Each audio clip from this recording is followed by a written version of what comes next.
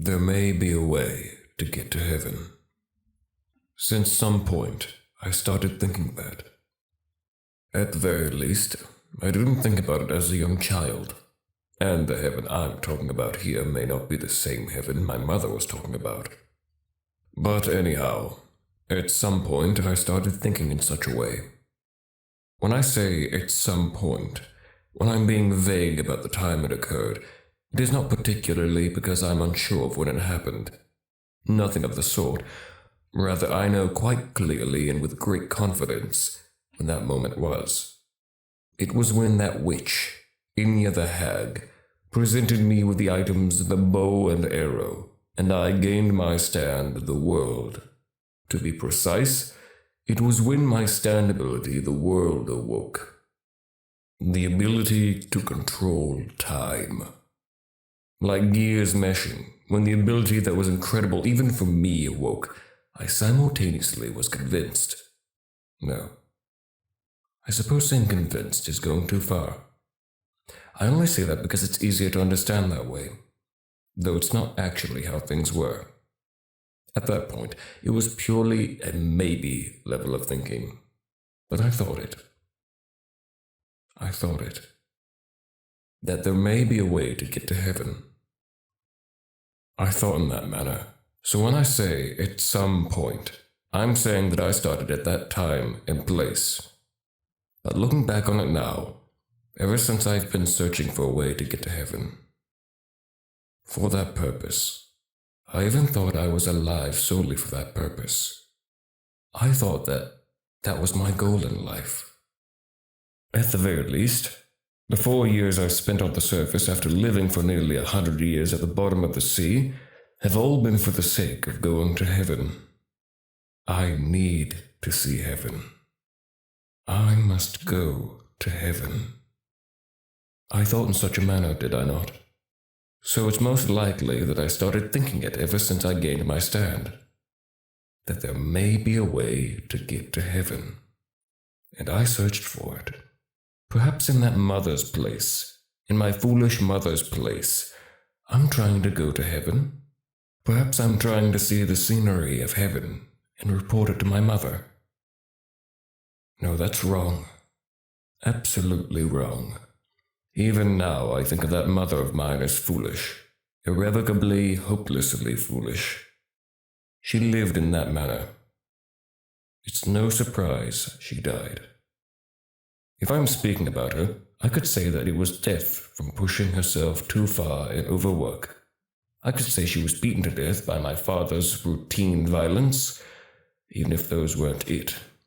Whatever it was, with the way that woman lived, it was likely impossible for her to live a long life. She died while being laughed at. She died while being beaten. But even so, until the end, she never blamed anyone or begrudged anyone. Dio, no matter what happens, live nobly and with pride. If you do that, you'll surely be able to go to heaven. An implausible idea to the end. Until the very end, that woman kept saying that to me. Even at the point of death, she said that. I think that was perhaps a very sinful thing and such. I do think that. I don't think it specifically because it was done to me, but in that town, that even hell was preferable to force one's own child to live righteously was mostly just abuse. Compared to that, I do believe my father was more honest. For that town, he was right. Take the things you want. Go swipe it from over there. Earn your own cost of food. That's exactly right. Truly right. I have nothing to object to. Compared to that, the dreamlike things my mother said, what I wanted to learn from my mother was not things about heaven and God, but more practical things that could be made to use right away and allow me to survive the day. And of course I said that there's no such thing as heaven. That this was hell, and that was all there was. And when I did, Mother made a sad face. You don't understand because you're still a child. When you grow up, I'm sure you'll understand, she said. Heaven does exist, and there's a way to get there. So we have to live for the purpose of doing that. Why?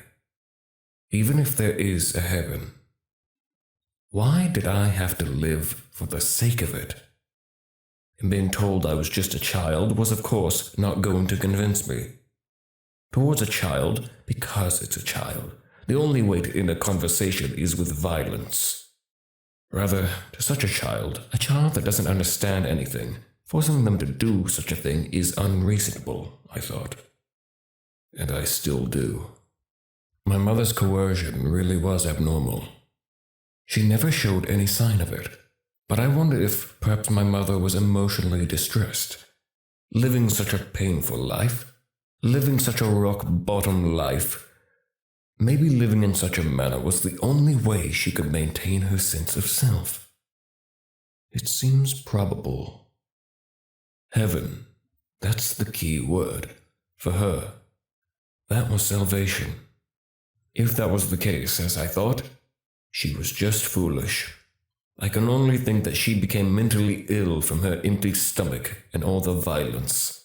If she lived until I was a bit older, then rather than use violence like my father, I perhaps could have used logic to convince her and perhaps release her from that curse. No, I'm sure I would have been able to. I would have said that lifestyle of hers was mistaken. I would have been able to convince her, but in reality, I was still just a small child, and she died quite abruptly. We buried her in a crude funeral, and I doubt she was able to get to heaven. Even on the day of the funeral, my father got drunk. You can't help what's dead. What, do you think because if you have a funeral, they'll come back to life? You idiot. My father's opinion, that point of view, I thought must be right, as I expected. I didn't feel very sad. Rather, I felt refreshed. For Mother, this should be good, I thought. Yes, good. She was finally able to die. She could finally rest easy. That's what I thought. Even so, I really don't think she was able to get to heaven. But even just being released from hell should generally be enough.